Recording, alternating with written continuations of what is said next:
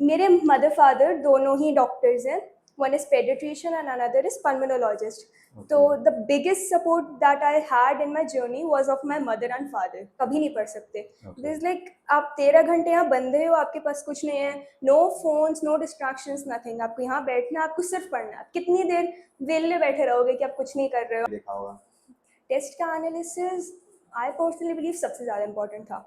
मेरा दिन खत्म नहीं होता था अगर मैंने उस टेस्ट का एनालिसिस नहीं किया. या स्कोर नहीं कर पाते, तो फिजिक्स में आपका मॉक टेस्ट में क्या स्कोर रहता था और आप पढ़ते कैसे थे उसको?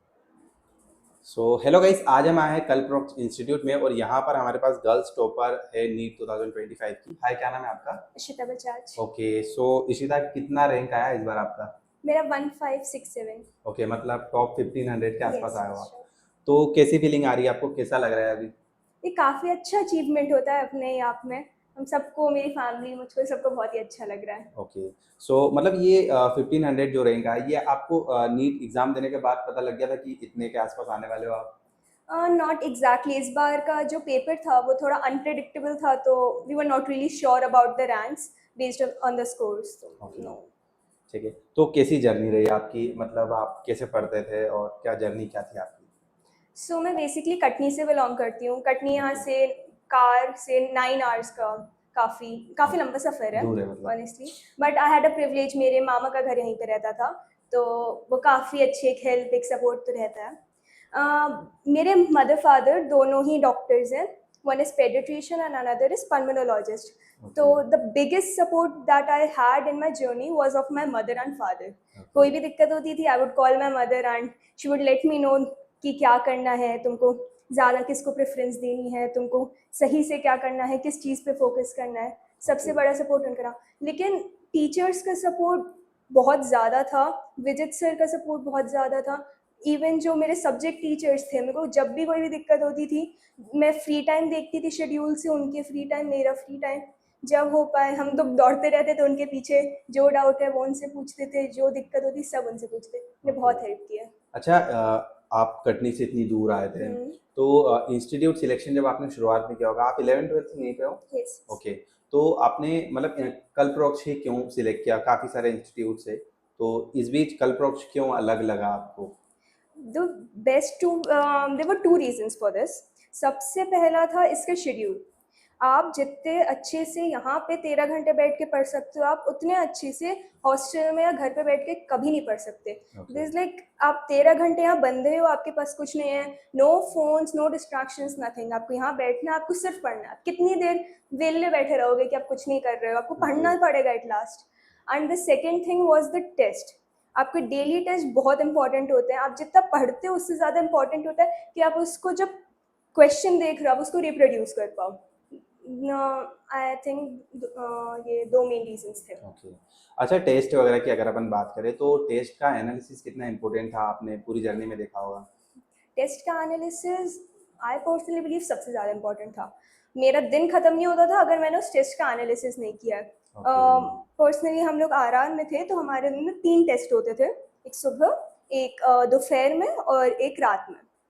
तो मेरे लिए कंपलसरी था कि जैसे ही टेस्ट हुआ, मैंने जैसे ही चेक किया, मुझे उसका एनालिसिस करना बहुत ज़्यादा ज़रूरी है. आपके वो 1 घंटा भी बर्बाद है अगर आपने उसका एनालिसिस नहीं किया है, तो वेस्ट है एकदम. टेस्ट देना भी अगर उसका एनालिसिस नहीं करते हैं तो. ओके, और इशिता, और जैसे अभी 1500 में आप आए हो, तो एम्स तो लगभग लगभग शायद आपका तय ही है. तो ये जो जर्नी थी, इसमें अगर मैं और भी चीज़ों की बात करूँ, तो सब्जेक्ट वाइज अगर अपन टाइम की बात करें तो कैसे मैनेज करते थे, किस सब्जेक्ट को कितना टाइम दिया आपने?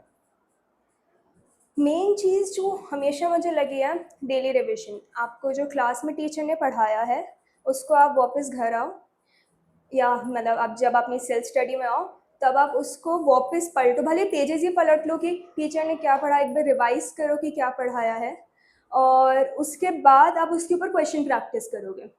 ठीक है. अब उस सब्जेक्ट डिवीजन में आप पहले तो वही पढ़ोगे जो आपकी क्लास में पढ़ाया है.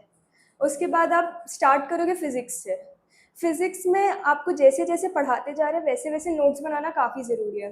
And there have to be 2 sets of notes. एक आपकी शॉर्ट पॉकेट डायरी वाले नोट्स जिसमें आप सिर्फ फॉर्मूला लिखेंगे, और एक थोड़े लॉन्गर नोट्स जिसमें आप कुछ इंपॉर्टेंट लाइंस और कुछ इंपॉर्टेंट छोटे छोटे डेरिवेशन जिससे क्वेश्चन आ सकता है. तो आपको ये जब क्लास में पढ़ा रहे हैं चैप्टर, उसी के साथ ये नोट्स कंप्लीट करते जाने हैं। केमिस्ट्री में भी आपको कुछ कुछ नोट्स के लिए करना पड़ेगी मेहनत। आपको नोट्स इसलिए बनाना है क्योंकि एट द एंड वो सबसे ज़्यादा काम आते हैं। जब आपके पास 2 महीने बचे हैं तब आप बैठ के पूरी एनसीईआरटी पढ़ रहे हो, तो आपका बहुत सारा टाइम निकलेगा, where you have could have done revisions like 2 times. जब आप पूरी एनसीईआरटी पढ़ो, उससे अच्छा आप रिविजन बहुत बार कर लो। एंड वो है चीज़ जो नीट में ज़्यादा काम आती है, number of revisions, rather than कि आप उसको पूरा पूरा वापस पढ़ रहे हो। ओके। अच्छा, ये जो टाइम है अभी सभी को पता है कि सोशल मीडिया है, डिस्ट्रैक्शन, रील्स, सभी लोग बच्चे बहुत डिस्ट्रैक्ट होते हैं। तो क्या आप सोशल मीडिया पे थे? नहीं, मैंने बचपन से मेरा अकाउंट नहीं बना हुआ था। इसमें मेरे ओके। मदर फादर का रोल था डेफिनेटली। मेरे सारे अकाउंट्स अभी नीट के 1 दिन बाद बनाए हैं मैंने। ओके, अभी आपने आए हो, हाँ। मतलब अब डिस्ट्रैक्शन अब आएंगे। हाँ, अब डिस्ट्रैक्शन। ओके। सो मतलब ये जो नीट का ड्रीम, अगर मैं बात करूँ, नीट का ड्रीम कब से था आपका? बचपन से ही था या 10th में आया कि अब नीट करना है अपने को? एज़ आई टोल्ड, मेरे मदर फादर दोनों डॉक्टर हैं, तो ओके। बचपन से उन दोनों ने मोटिवेट करा है मुझे डॉक्टर बनने के लिए। उनको ही देखा है कि कैसे वो लोग लोगों की हेल्प करते हैं, कैसे लोग उनकी रिस्पेक्ट करते हैं। तो वो बचपन से ही रहा है एक थोड़ा-सा कीड़ा कि मुझे तो डॉक्टर ही बनना है। ओके। सो आपका ड्रीम एम्स कौन सा है ऐसे देखा जाए तो? सबका ड्रीम्स तो वैसे एम्स दिल्ली होता है। एम्स दिल्ली। हाँ, अब ठीक आप है। पहुँच पाओ तो बहुत अच्छा है, नहीं तो जो होता है अच्छे के लिए होता है। ओके। अच्छा बताइए, फिजिक्स के बारे में आप कुछ बताइए, क्योंकि बच्चे ज़्यादातर हम देखते हैं फिजिक्स में बहुत बच्चे ना कमज़ोर होते हैं या स्कोर नहीं कर पाते। तो फिजिक्स में आपका मॉक टेस्ट में क्या स्कोर रहता था और आप पढ़ते कैसे थे उसको? इनिशियली जब आपकी फिजिक्स की क्लासेस 11th में चालू होती है ना, सबके साथ डिफ़िकल्टी आती है, मतलब अब ओके। हम एक्स्ट्राऑर्डिनरी लोगों को छोड़ देते हैं, मेरे साथ भी डिफ़िकल्टी आई थी। हम बुक खोलते थे, हमको बनते ही नहीं थे क्वेश्चंस। तो वैसे काफ़ी लोग मना करते, लेकिन मैंने ये स्ट्रैटेजी अपनाई थी। मैंने क्वेश्चन पढ़ती थी, सोचा मैंने 10 मिनट उसके ऊपर अच्छे से सोचा, अभी भी आंसर नहीं आ रहा है, मैं उसका सॉल्यूशन देखती थी। मैं ओके। देखती थी स्टेप्स उसके कैसे करे हैं उन्होंने।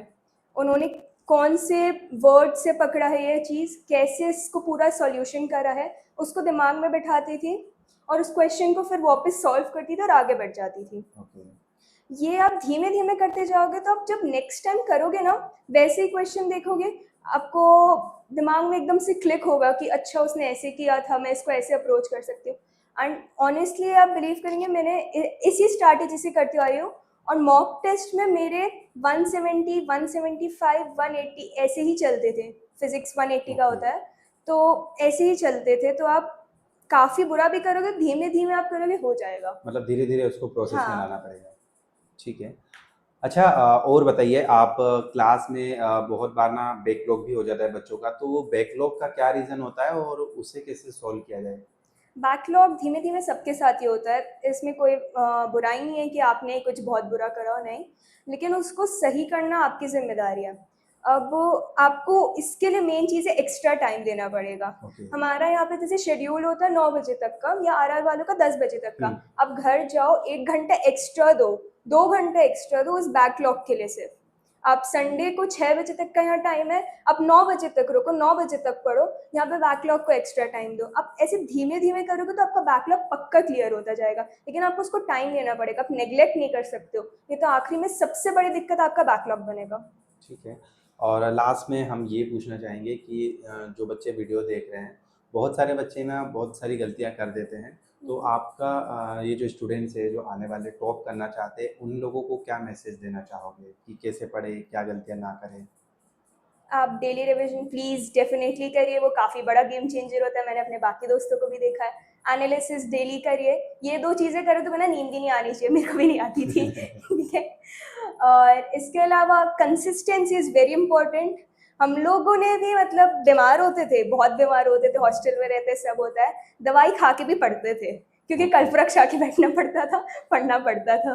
ओके। तो आप कंसिस्टेंसी बनाए रखिए। आप मोटिवेशन एक टेम्परेरी चीज़ है।